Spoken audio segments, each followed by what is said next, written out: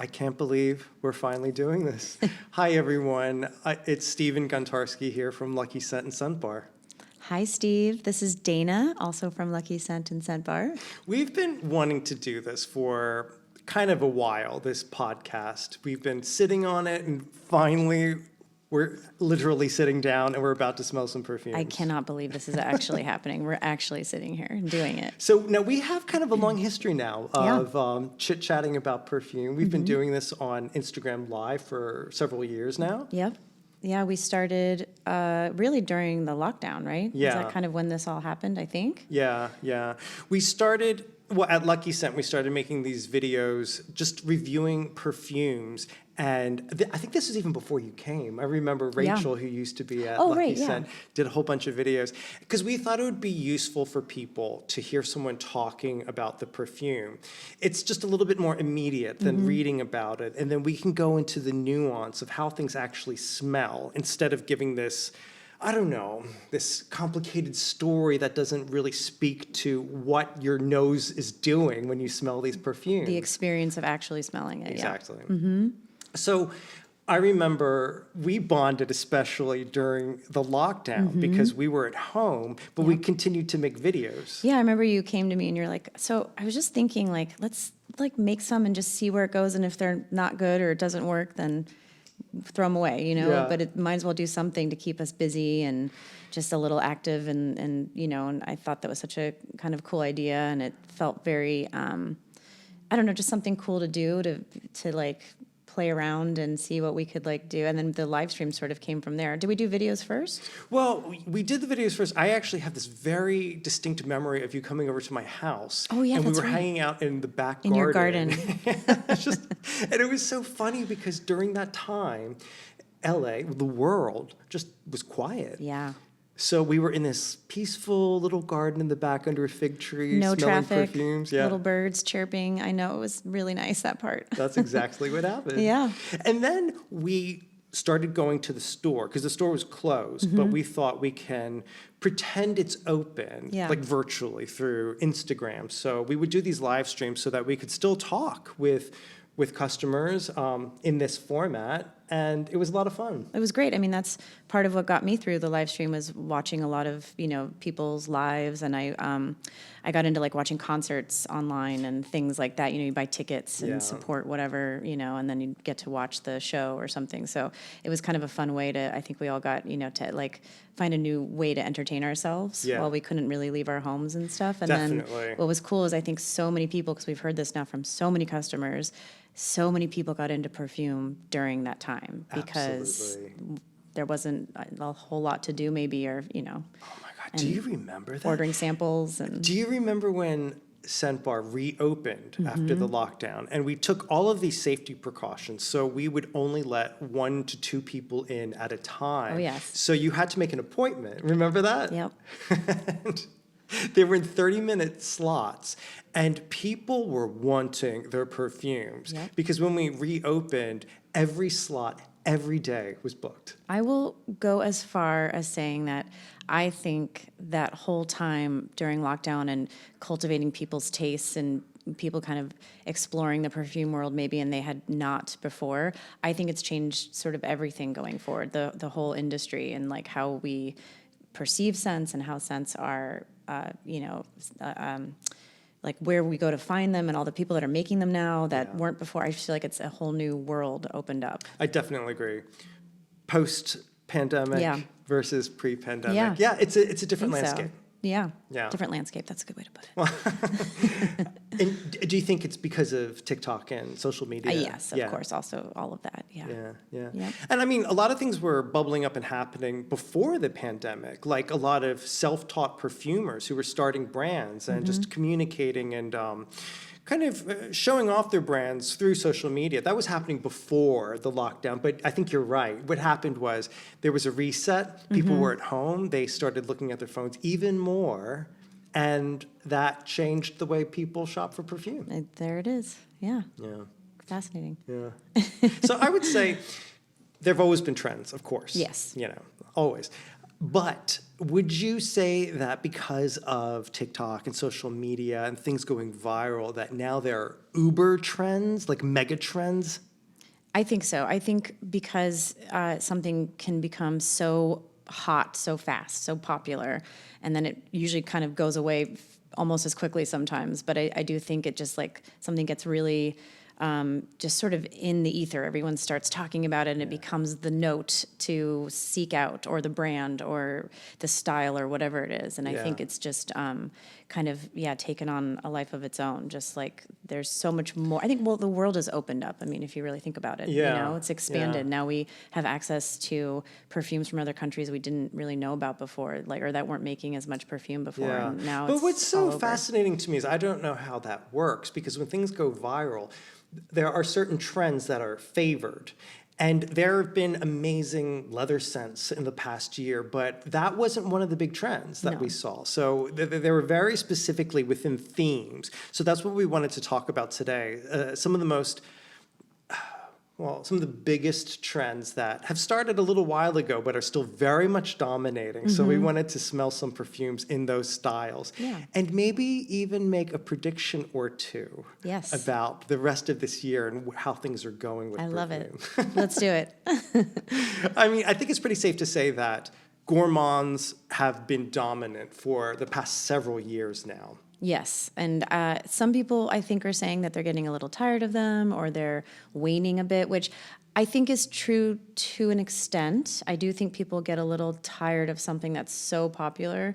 I also, though, think it's just seasonal. I think we tend to crave less gourmands, or less, the kind maybe that we've been loving like in the fall and winter as we're approaching spring and summer. I just think that sort of shifts and changes slightly. And I think we kind of come back around too. But I think gourmands are here forever. I think they're here to stay. I agree with that. I mean, I hear people saying, oh, gourmands are on their way out. I see no evidence of that. I really don't either. And honestly, think about this though too. The concept of gourmand has expanded. Talk about expansion, like exponentially. Talk about that. I mean, it used to just be like, I don't know, at least when I was younger, I feel like it was like vanilla. Yeah. And maybe some fruit would be a gourmand, or something like a mango scent or something. But I think now there's so many unusual kind of twists and turns and combinations of notes that are making it so much more exciting and interesting, and sort of like, just like, wow, I didn't even think of that as like something like Gourmand Bacor by Juicy, or Juicette. I'm not sure how they say it. Juicette? You know what? I think it's Juicy. Juicy. That's how I've been saying it. I don't know if that's right. If that's not right, please let us know in the notes. Yeah, but something like that where it just has like all of these notes combined, and I don't even know how to describe it all the time, but sort of a boozy bread pudding with caramel, and then there is a little Bacor in there, which you here and there get a tiny bit of, but it's such an unusual take on a gourmand that I don't think I would have existed, or at least that I would have known of years ago. You're absolutely right. You know what? It's interesting because I've had some conversations with some classically trained French perfumers, and not all of them, but some of the ones I spoke with, when they smell these photorealistic gourmands, like you're smelling a cupcake, they almost laughed it off. Like, this isn't perfume. Right. And I know what they're saying, because, of course, vanilla has been around forever. It's one of the first aroma chemicals used in perfumery, vanillin. And I think the French classical approach to using it is in an amber. So you would use lots of vanilla, but of course you'd use lots of spices. Right. And you put some jasmine and sandalwood in there. You get a beautiful perfume like Shalimar. Yeah. Or the perfumes like Opium, the ones that were so popular in the 70s, where all that amber and spice came out. You couldn't have those perfumes without the vanilla. But to start going into cupcake vanilla, that's relatively new. Right. Well, they weren't making sense to represent a dessert that we all love, and that's the difference, I think. And now we are. Yeah, that's it. I think in the past few years, we see so many more of these photorealistic smells that are copying things in everyday life. And I think that's newer. I think more classical perfume is more referencing the traditions of perfume. Right.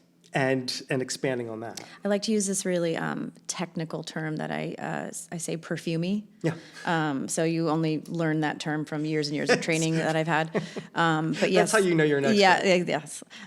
So I like to say it smells perfumey to me, which in my mind means it's just a lot of a combo. It's not good or bad. It's just a style. And it's like a combo of a lot of notes blended together, meant to be this sort of experience, which is beautiful and has its place. And then, or there's like something that's meant to smell specifically like, you know, this dessert or this flower or this, you know, different concept. Whereas before, maybe a perfume would be referencing the history of Chypre perfumes and expanding on that, or maybe this is a comment on eau de cologne and giving a little twist. Now we're seeing, here's a comment on a pistachio cookie. Yes. Yeah, exactly. Exactly. All right. So, speaking of. Yeah, speaking of. So would you say, I mean, because cherry and almond were huge trends, but maybe they've peaked. I think that they've had their moment. I think that people are still going to ask for almonds and cherries, of course, like anything else, like any other note. And there's some really great ones out there. You know, Lucum still sells all the time, I think. You know, Keiko Masheri. Definitely. Confetto, Duquesa from Griti. I mean, there's all these, you know, very popular cherry almonds, combined or separate. But I do think that was a few years back. I don't think it's, you know, the most hot upcoming thing. I think we're going to say pistachio. Well, you know what? We also need to address the elephant in the room. Yes. Bianco Latte. Yes. Massive hit. Yeah. Still is. Yeah. Still. One of the most in-demand perfumes that Luckyscent sells. That is part of the milk trend, or lactonic perfumes. And it had its predecessors, like Hilda Soliani did crema di latte, hot milk. Chabot did that beautiful lait concentré. Yeah. Yeah, and then, I mean, even Zoologist did cow, which is kind of a cool twist on that, which isn't so sweet, less gourmand. Yeah. A little bit gourmand, but not as much. More floral and green, too. Yeah. Really pretty. So here we have Bianco Latte, but we won't even talk about that as a trend because Bianco Latte is doing its thing. Yeah, kind of in its own sphere. So maybe let's talk pistachio. Yeah, so I would say pistachio has been popular. I don't think it is. I think it's waning slightly. Yeah. What do you think? I would agree. I think maybe one of the first fragrances that we got at Luckyscent that features pistachio is the Dias and Durga pistachio. I remember reading about that or seeing something about it, and I was like, oh my God, pistachio. That is a note I hadn't really considered, which sounds crazy now because it wasn't that long ago. Right. But I remember just being like, oh, I have to smell this. I have to get my nose on this. What is this? Yeah. And it was like such an exciting kind of, you know, like note that I hadn't really explored. It's really smelling great today. Yeah, it's well, it's so interesting. Well, and we'll compare them to the other ones later, but this is probably one of the least gourmand. Absolutely. But I think that's also Dias and Durga's style. Yes. You know, they're not really known for their gourmands. Absolutely. They have a little sweetness here and there, but that's not their main focus. Our coworker Jenna has been wearing this recently. I was just going to say that. Yeah. She's loving it right now. She's going through a Dias and Durga pistachio moment. Yes. So she had it on yesterday, and I sniffed her wrist. It was stunning. Yeah. It's beautiful. Yeah. Yeah. I like it. It's almost like a little floral, or there's so many other things going on here besides just a pistachio note, but it's not as creamy and sweet as you would think. I'm going to go so far as to say it's a Chypre in the dry down. Interesting. Yeah, that the patchouli sings in that scent. Okay. I need to try it again. Yeah. I think. And I find that the patchouli is just embracing florals. Yeah. The pistachio, I feel, plays a minor role in this smell. Yes, I would agree with that. And that's absolutely fine. Yeah, it's cool way to, you know, have a pistachio scent, but still have a lot of depth and dimension, you know? Yeah. It's not exactly what you think. It doesn't just hit you over the head with it. Exactly. Yeah. I remember when customers would come in and they were intrigued by pistachio as a concept because maybe they were familiar with Dias and Durga pistachio. They'll smell it, they'll like it, but they had something else in mind. I could tell that a lot of customers wanted photorealistic pistachio. Yes. So in that instance, what would you show? You know, honestly, now I think I show these two probably. I would say pistachio latte. It's pretty new. I mean, we've only had it a couple months maybe, but pistachio latte from Theodoros Kalotinis. And to me, this is a creamy, desserty pistachio ice cream kind of scent. I think you kind of get what it sounds like, what you want it to be. So you know, good. it's like pistachio milk with sweetener in it. You know, it's creamy and absolutely. delicious. Yeah, I mean, that to me is when you're craving that sweet note, this is it. Yes, pistachio latte, Dessert. so sure, creamy. Yeah. But I get cookie in here. Yeah, me too. This is a cookie I would very much like to eat right now. It does smell a little bit like these like Italian kind of almond extract cookies that I know I used to exactly. eat growing up because my friend's family was Italian, and Yeah. we would eat those all the time. They were from Little Italy in San Francisco, and they were amazing. You know what? This is exactly that Yeah. smell. Yep. Yeah. Yeah. Delish. And then I think the other one is Frangipani al Pistachio by Kais. Sorry, Italians. I like saying speaking your language, but I'm not great at it. But this one is also kind of a dessert, although I reference this a lot as like an almond Me croissant too. with pistachio. Yes, I agree. I feel like it's both, but I do think this is in the same kind of area as pistachio latte. Pistachio latte by Theodorus. Don't you think? Very much, yeah. I mean, we had this fragrance at Scent Bar before we got the Yes. pistachio latte. Yes. So this was my go-to. Oh, you want pistachio? I'll give you pistachio. Yeah. Yeah. But absolutely, Kind this of is almond almondy. croissant. And I actually like showing that when people ask for almond. I Yeah. like to show them that one because they're not thinking maybe almond, and I'm like, Yeah. no, trust me, it's a little bit of both. Yeah. Whatever you Oh, want, it's so nice. it's delicious. Both of these brands, Theodorus Galatinis and Kais, are very well priced. They're very affordable. Yes. And I think that's also A newer contributed trend. towards the popularity of these fragrances. Absolutely. I mean, this is perfume for everyone, like whatever your budget, wherever you're at, if, it's a pleasure, it's a luxury still, of course, but it's not a luxury that's out of reach for everyone anymore. You know, it's not something you can only have if you know someone or you can go to this certain place. It's like, no, you can get, and a lot of brands, and I think more and more, I tell people this all the time, are making travel sizes Yes. and smaller sizes of, so, because you don't know if you want to commit maybe to a couple $100 bottle that's huge and just sits there and never gets sprayed. Yeah. It's great to start small, and then if you end up loving it, get the big one next time. Absolutely. You like it, you add it to your collection. Yeah. You don't have to think about it. And it's more affordable, and it's, it's just, Yeah. more accessible. I love that. I think that's that's the way forward. How many of you out there actually obsess over perfume and save up for it? That's so old-fashioned, but it's something I do. It's very sweet. I actually will obsess over fragrance and think about it, sometimes for years. Wow. Yeah. And then when I finally pull the trigger, I know it's going to be expensive. I'm prepared for it. I whip out my credit card and I'm like, let's go. Let's do it. That is some kind of discipline. I don't know if I have that. You don't do that? Not really, no. I mean, here and there maybe, but no, I don't know. Our colleague Emmy is right here. And I have a feeling you do that, right? Okay. She's nodding her head yes. I love that. In fact, I sort of share her journeys because I start coveting the same perfumes that she's coveting because her enthusiasm is infectious a little bit. A little That's bit so addictive. Okay, this one is really interesting. This is Ciao Bello Pistachio from Jusset. So speaking of Jusset, they're getting a couple shout outs. We love them. And they are great at Gourmands. Yes. I mean, it's, they have other scents, but I feel like Gourmands are really where they have shown. Wow. Especially, I still love so much Occident à la Vanille. Yes. And then the creme de la berry. I Yeah. think. That one is like the kind of, what is it supposed to be, berry cheesecake? And we all get Crunchberry cereal. And Crunchberry cereal, Yeah. which, no shade, that's great. It's a great smell. Yes. Come on. Specifically, my favorite thing eating Crunchberry cereal and all those very nutritious cereals as a child yes. is the milk that was left afterwards and just drinking that artificially flavored strawberry Right. milk. Yep, there you Love go. that.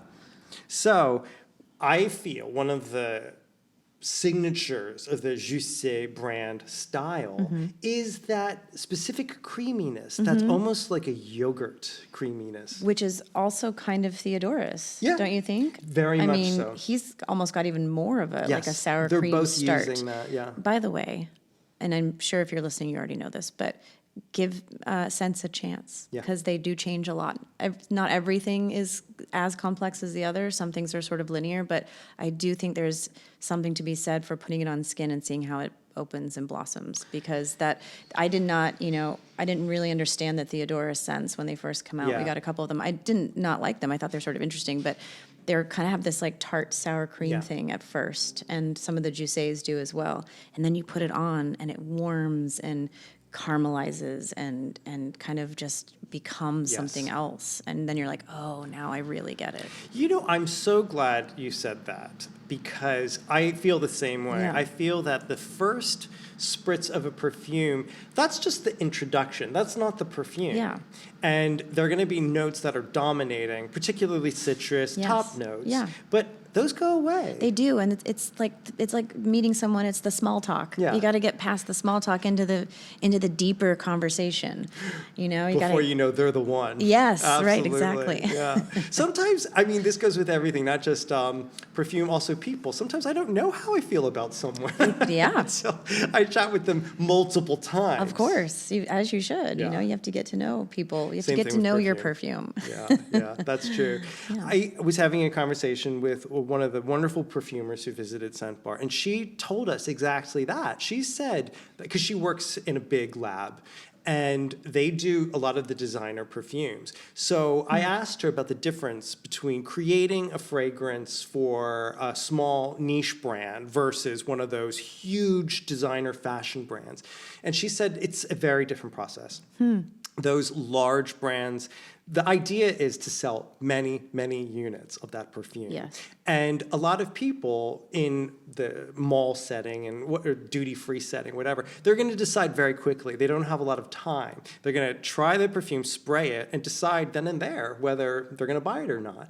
Whereas in the niche world, there is an understanding that you kind of have to live with it a little bit and see that perfume will evolve. It's telling a story, and give it at least 20 minutes just to see what direction the perfume goes in. Absolutely. It's a journey. You have to, see how it works with you. And then, everyone says, too, it's like, and it smells different between, like you and me. Like if we spray on the same scent, it might not smell the same. Yeah. And I always tell people, and I don't think I'm making this up. I think this is correct. But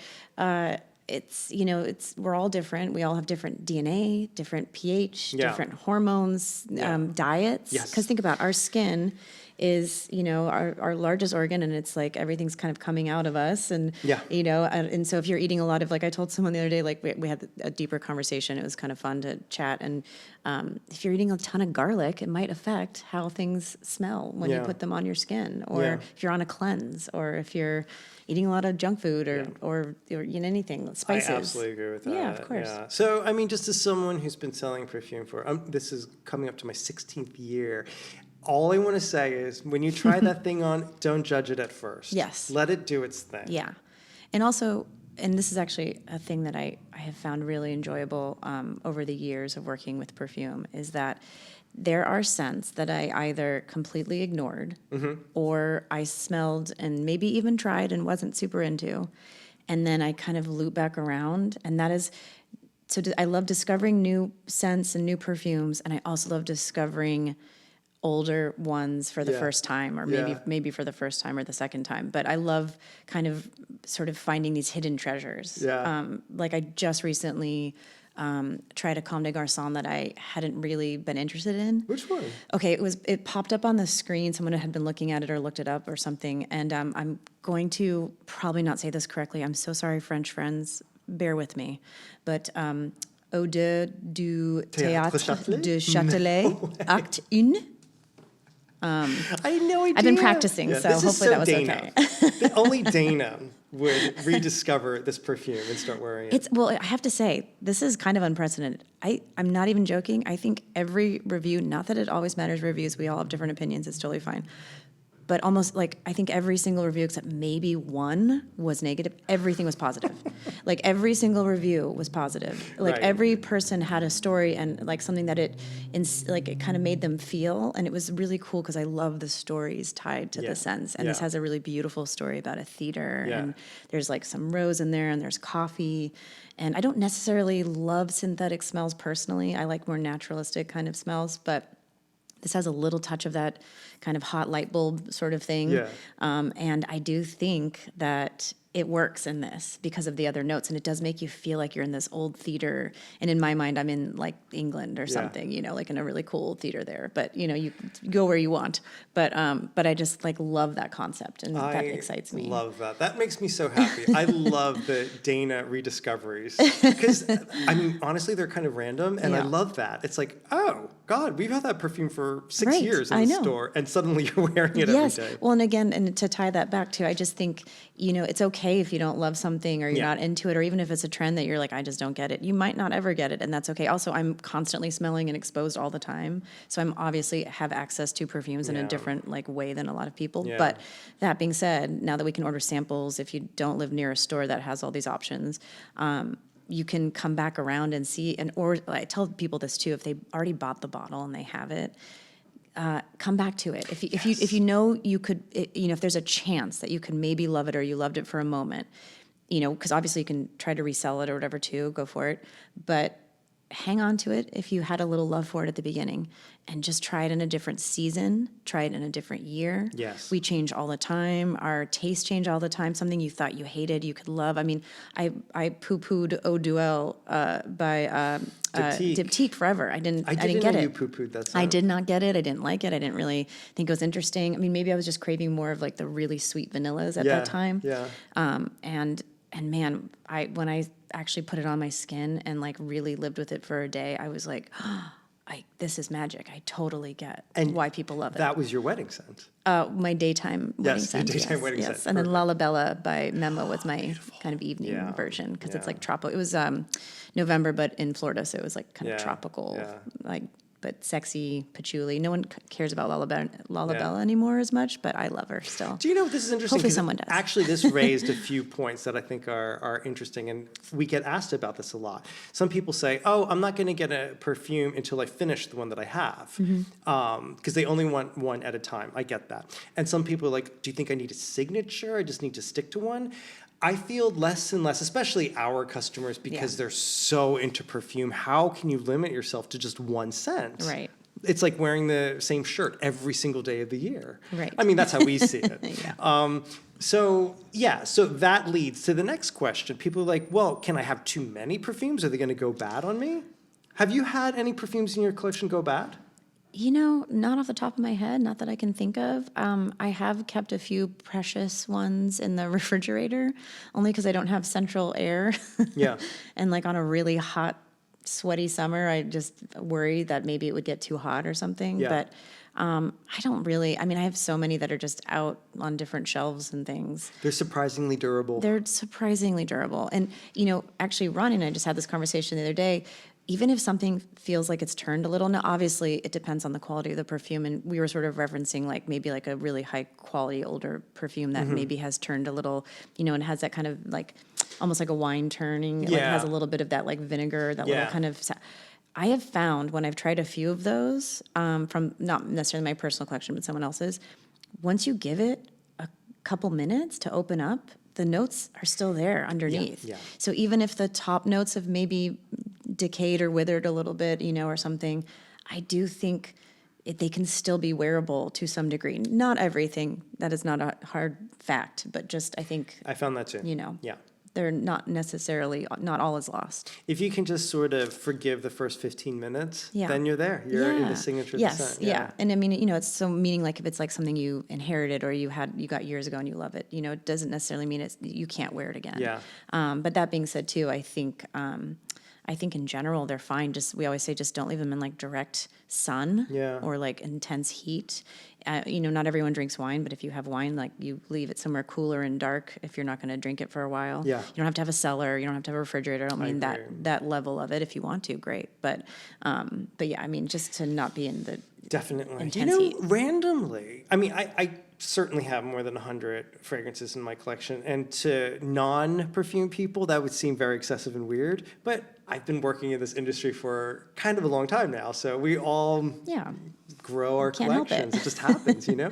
But I'd have to say maybe 2 have turned. That's not bad. That's not bad. That's like 1%. Yeah. And that means you probably weren't wearing them that much too, right? Not at all. Yeah. Most of them are. Yeah. And randomly, the one that turned, it was just a random thing. I bought it like at Marshall's or something, and it wasn't expensive. And it's quite a famous perfume, but from a different era.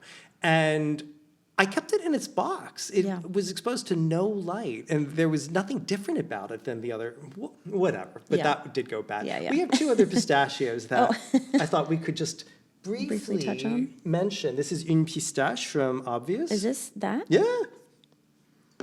That smells so different. I saved these 2 for the end because I feel that they're a different take on pistachio. It definitely doesn't even smell as desserty at all compared to it's most a lot of those. lighter and sparkly. For sure. And then I tried out this Red Kila Split Pistachio di Bronte from Fomoa. And I was wearing this yesterday. Really? And what I find so interesting is there's a lot of floral happening in here, at least to my nose. And then in the dry down, you just get a nice creamy pistachio. But if I didn't tell you this was pistachio, I'm not sure you would guess that. Well, don't forget the fruity red fruit in here too. I mean, that's probably what I was picking up on. You can't miss that. I was picking up on fruity floral. Yeah, fruity floral. Yeah, you're right. That's so Interesting. pretty. Very. Yeah. Okay, we're going to do a quick little cleanup. Yeah. And go to our next category, which is tea. Dana, are you a tea drinker? I am, and actually, while we're talking about it, I will grab my teacup. So What kind of tea are you I have to drinking? say, Steve and I both love ASMR, and we're very sensitive to ASMR. It's true. So I just wanted to do this for my ASMR people really quickly. You know who you are. I love you guys. That's fantastic. Oh, I just spoiled it by blabbing on with a big mouth. You did ruin my soft moment, but that's okay. It's okay. I apologize I'll for do that. a whole separate podcast of just me We'll doing have ASMR. to do one just Yeah. ASMR, Yeah, for I sure. would love that. I would really Definitely. So yes, I love tea. I'm drinking PG Tips at the moment. Classic. Right now. Yeah. I love the fancy teas. I love Mariage Frere, which we carry, Yeah. by the way. But I'm a PG Tips girl. Love This is my go-to. I'm a coffee guy. I don't really drink tea, but tea is one of my favorite Isn't that funny? smells. But I have to say, I love coffee too. So Yeah. I don't only do tea. I also drink coffee. Yeah. Go on. Yeah. I've always been obsessed with tea fragrances. As soon as it's in a scent, I'm in. It just gives me that freshness and also that herbalness that I love in perfume. And the earthiness. The earthiness. I need that fresh with the earthy. I need Yeah. like grounding with my sparkles.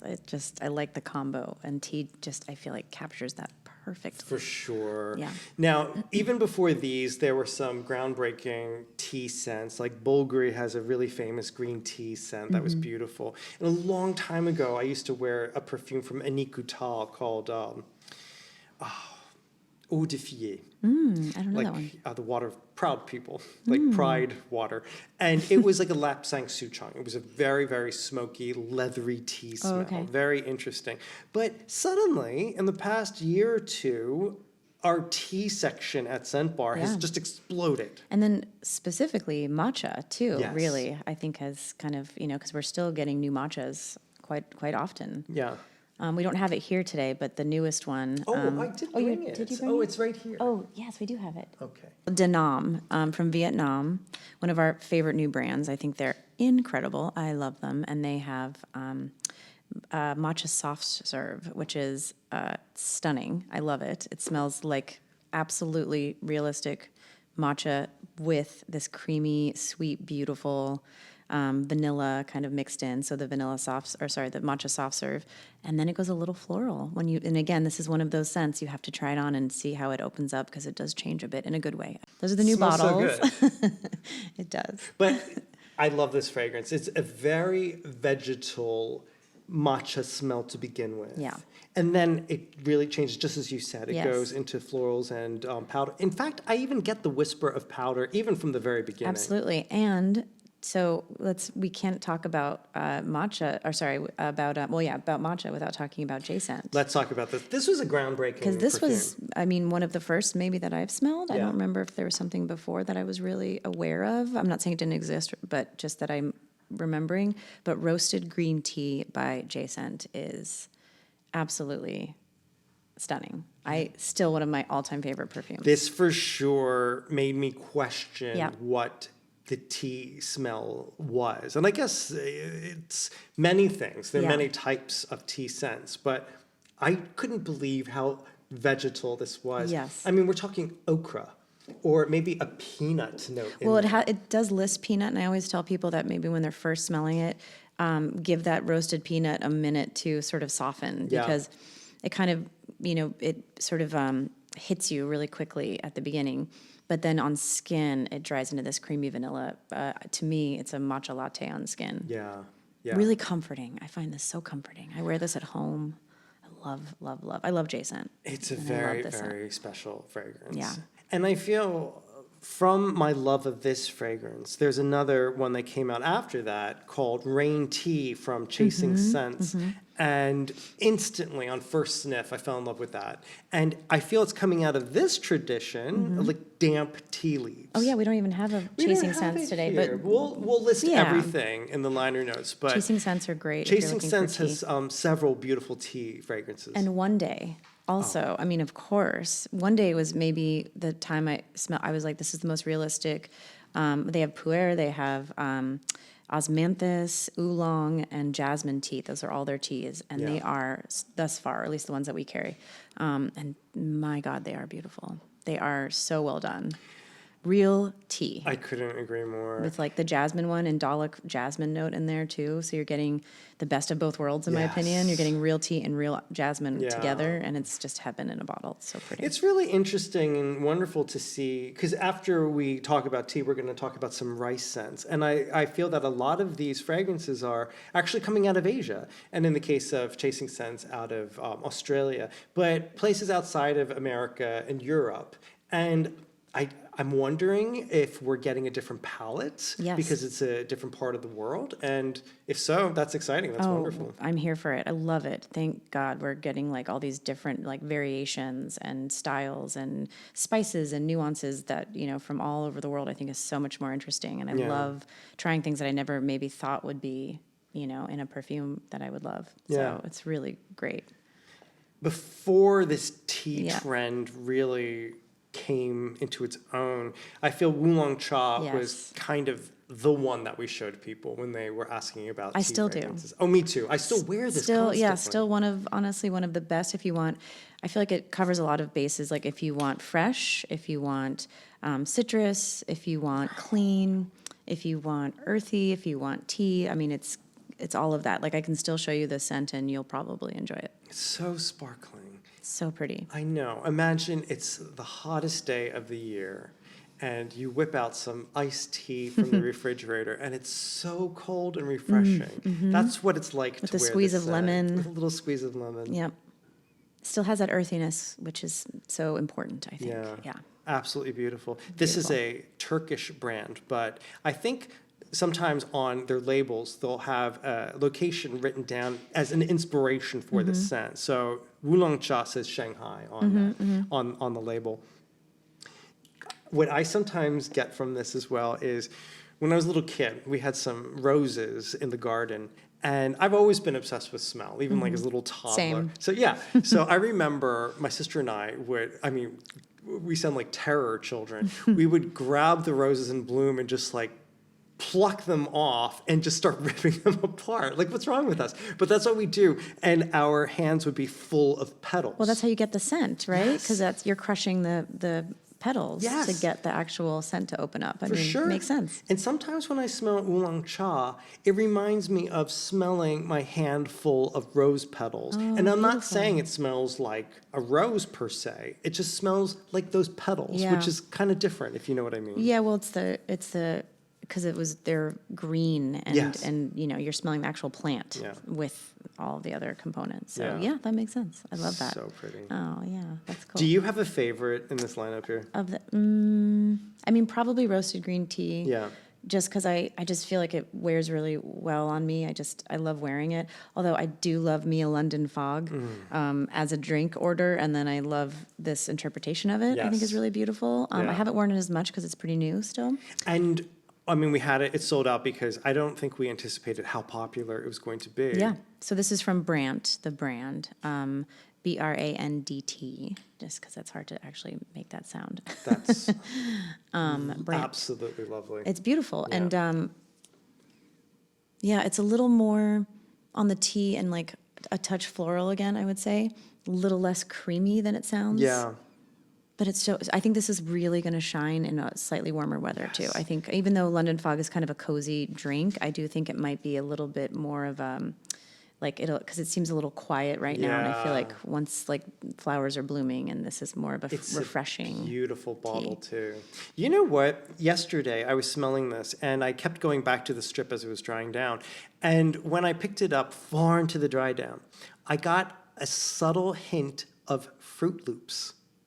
little fruitiness. Yeah, Fruit Loops, that cereal. I can and you see know that, what? yeah. When I used to play around with making perfume, and I kind of abandoned that because it was much harder than I had expected. I can imagine. I remember smelling an aroma chemical, linalool, and linalool is a molecule that is in both bergamot and lavender. Interesting. So when you look on the back of your perfume box and you see all these aroma chemicals listed, very often you're going to see linalool. And I think what that means is you're going to smell some bergamot in there and or lavender. It's a note, I think, in a lot of, or ingredient in a lot of soaps. I feel like I've seen that in a lot of soap as well, which makes sense. It's very, very Clean commonly smelling. used. Yeah. So I'm going to say I am smelling that linalool, and it's probably a nod to the bergamot in Earl Grey tea. Makes sense. Well, and we don't have it here, but I have to say Unknown Pleasures by Kerosene is to me one of the most perfect, and it's an Earl Grey latte, one of the most perfect kind of realizations of that smell too, with some waffle cones. So it goes a little more gourmand, a little bit more caramelized and toasty in the dry down, but that beautiful bergamot Earl Grey tea at the top is so delicious. I love that should one. have been in this collection too. Unknown Pleasures from Kerosene, so beautiful. We have so many, it's hard to remember until we're here. But I'm also the biggest Joy Division fan, so I don't know why I didn't insist on having this on the table right now. Okay, this is African Rooibos. This is from Chris Collins. Gorgeous. Beautiful. Oh, it's beautiful. It's so well done. Yeah. Yeah, I like showing this to people that want maybe like warm, spicy, woody. Yeah. And it's a tea, and it smells like rooibos to me. Yeah. But it's a nice kind of. I feel like it really translates for a lot of different feelings. If you want that kind of like, if you just want something sexy, warm, spicy. Yeah. Whether you care about the rooibos part of it or not, this works. I was getting very interesting herbs from that. At one point, I thought I was smelling some thyme, and that's beautiful. Yeah. It gave it almost a slightly bracing quality. It is a little, it's like aromatic. Yeah. Yeah. Little brighter. Oh, that's beautiful. Molecule black tea. One of your faves. This is one of my favorites. And I mean, even though I'm not a tea drinker, I love going into those fancy tea shops where they have the big canisters and just lifting up the lid and smelling all of that incredible aroma. Absolutely. Something about molecule black tea brings me there to walking around in a tea shop. Yeah, that's so good. Well, also what's nice about this one is that you can layer with, you can layer with anything. Of course, it's just experimenting and seeing what smells good together. But, the molecule line is great for layering with, so you're adding that isoe super note, and then you're adding that beautiful, deep, but slightly fruity black tea note. Yes. And then you could wear that with whatever you have on that day, and I think it just kind of adds this extra layer. I'm so glad you said fruity because, Definitely bear is a with little me. fruity. When I was a little kid, we would make blueberry muffins from the box. Yep. And in the box would be a little tin of blueberries. This smells like opening up that tin of blueberries. I never thought of it being that fruity, but it actually Are you getting is. that? Yeah, absolutely. Yeah. Yeah, but it's so good. And also you're getting that isoe super underneath, which even if you don't know, you probably do because it's in almost everything. Yeah. And you and I both love it. And we both love it. We are isoe super twins. In fact, Johnny, our coworker, makes a joke. Like if we like a scent, normally he says, It's because it has isoe. Yeah, he'll smell it and be like, of course you guys do. Of course you both do. There you go. We're predictable. Yes. All right. That was a wonderful tea journey. Yes. Let's do one more trend. Okay. Why don't we smell some rice scents? I feel rice has been going crazy on social media. People are fascinated by the concept of a rice fragrance. So here are a few. White rice, especially. This is from Da Nam. This is a beautiful Vietnamese brand, as we mentioned. Yep. And this is probably the one that's getting the most attention right now. Yes, I would agree. Although, okay. I was like, wait, there's another one that I think is like, they're neck and neck. So I think white rice is because it's also a bit more of a skin scent. Yes. And it reminds me a little bit of like Glossier You, Yes. the original, in that it has almost an iris note. Yes. And then this like kind of woodsiness in the dry down. Yeah. And then this really kind of subtle, slightly sweet rice note, but not over the top, desserty rice note. And I think it works for a lot of people in a lot of seasons. I would agree with that. Yeah. Also, Glossier You, it's not the same thing, of course not. No, but no, if no. you're a fan of that fragrance, I can see think you might why you like would this. like this. Yeah. I don't know if it's ambroxan, but there is Yeah. a very pretty musk-like effect with this Yes. fragrance. And I don't even know if they even know Glossier. I don't think they were trying to copy it. I just No. mean they're in the same sort of like family. But it might be iris. I think both of I think those it's the fragrances iris. have Yeah, the iris. they do. Yeah. Yeah. This is so beautiful. I was wearing this yesterday, and I love me a sheer minimal fragrance. Yes. And this is very satisfying. It's gorgeous. in that way. And then I think the neck and neck, it's now maybe even being surpassed slightly by Taipei. Yes. Or at least they're really close. From 'cause One Day. Taipei from One Day. And, I think what's kind of cool is a lot of people didn't know this Yeah. until, people started talking about it, but also just like us pointing it out, or I still like pull it out and show people because the name doesn't necessarily tell you it's rice. And so not everyone, and they're all kind of hard to read too. So I feel like, so when you're like, try this, and they're like, oh my God. And we've talked about this before in a live stream, I think, but we've just had so many people with these like visceral reactions, like emotional reactions to This is like rice. how it reminds them of home or growing up or a meal that they ate or just the comfort of it. Yeah. And it's just so well done and spot on. I mean, that's very much my experience with this. My mother is from Korea. And as a little kid, she usually only made Korean food at home. And my job from a very early age was I made the rice. So I remember I was maybe 5, and she taught me how to prepare That's it. so cute. Yeah, because with that kind of rice, you have to rinse it and kind of like rub it a bit, like rinse it a few times, and then fill up the water. And I knew exactly how much water, because I measured it on my hand, like where the water came up. And as it cooked, this smell, and it brings me right back to that. I love it. Yep. I totally get that. And I'll never forget one of my dear friends, Amina, she made me for the first time in my life Persian rice. And she used a rice cooker, and it's all about the butter, and then and it toasts. And then she had something kind of sweet in there too, which she's like, I don't remember. I asked her later, and she's like, I don't know what I used at the time. But anyway, it was delicious. And you flip it over, and it's got that crusty kind of toasted part, which I do think you get from Taipei. And then when you eat it, it just kind of gets warmer and creamier as you eat it, and it's so incredible. And it just I know what reminds I'm me a bit having of for that. lunch after we wrap this up. Yeah. So Taipei, of course, rice, it's undeniable. Everyone smells that. But Nice when you get one. into that dry down, you get into the most beautiful creamy sandalwood. Yes, I remember you said that, and I was like, oh, that's so cool, and I like telling people that too. Like, again, get it on your skin. Oh, give it for a sure. give it a minute. Dirty Rice from Born to Stand Out. This is a fantastic Korean brand. Yep. Also sandalwood, Yeah. I'm getting in the Yep. dry down of this. And also, I think for them, a little quieter. Yes. A little like less intense than Yeah. some of the others because they're pretty strong in general. That brand. I've seen Le Papier from Diptyque get compared to both white rice and dirty rice. But the difference is the mimosa in this scent. It gives so it that pretty. beautiful, fluffy, yellow floral smell. And I've also had this conversation with a lot of people, which is it's really hard to smell in the store. Le Papier by Diptyque is what we're talking about, and that one is. It's such a skin scent, and it really shines when you're outside of the store smelling a million things. Yeah. It is hard to capture that when you're inside. A lot of scents that we carry are, and Yeah. those are mostly my favorite. Like I'm wearing Essential Faith, shocking, I know, oil right beautiful now, smell. but I cannot smell it in the store at all. Right, no, me neither. At all.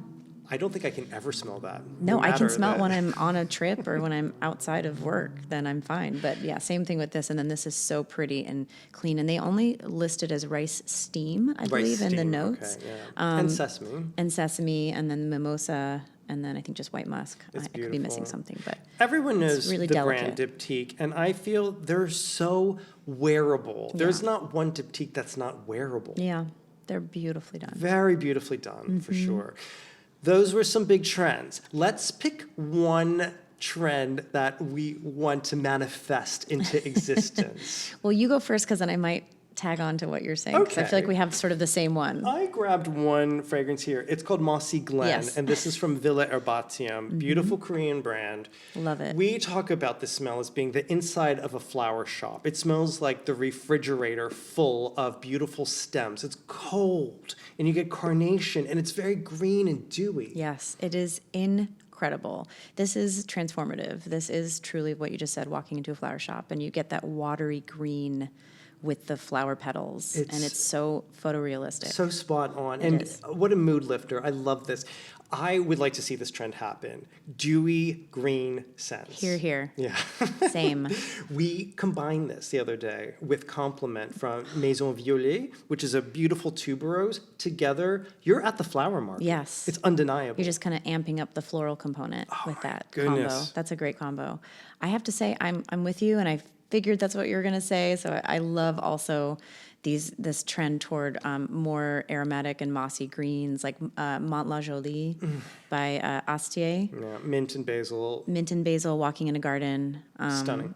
And then what was the other one I was just thinking? Well, you or Someone Like You, which is the Etat Libre. It's been around a long time, but always a winner in my book. I love that one if you want like more fresh mint and a little bit of a floral sparkle. And then what was the other green one that's really popular right now? I'm trying to remember. There are a I bunch. just had it. Pomme de There's so many. Saginaw from LK. Yes, yeah, that one's so special. A little yuzu and bamboo.